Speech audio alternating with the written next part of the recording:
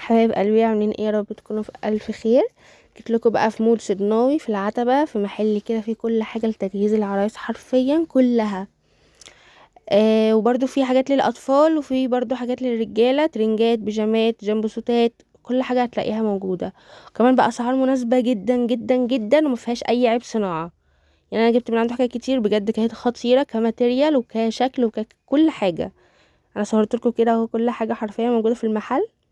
بجد حاجته خطيرة جدا. وفي برضو الربات القصيرة والطويلة زي ما احنا عارفينها وشايفينها اهو، وده واحد منهم. بجد يا جماعة خطير، لازم تروحوا برضو. ده بقى كان محل تاني، فيه بقى اسدالات وعبايات وكل حاجة ترندي موجودة السنة دي. او زي ما انتم شايفين، ده كان اسدال تاني مشجر. عايزه اقول لكم يا جماعه، مول صدناوي ده فيه كل حاجه حرفيا تقدري تتخيليها.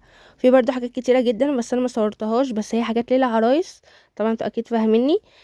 تقدري بقى انت تروحي وتشتري كل حاجه كلها باسعار مناسبه جدا لاي عروسه. يعني في كذا محلات هناك انت تقدري تروحي وتشتري وتاخدي اللي انت عايزاه. بجد يا جماعه حاجته خطيره، والماتيريال والسعر تحفه. دي بقى كانت عبايات ترندي كتيره جدا، وفساتين واسدالات، كل حاجه انت ممكن تيجي في بالك هتلاقيها عنده. وحاجات جديدة برضو.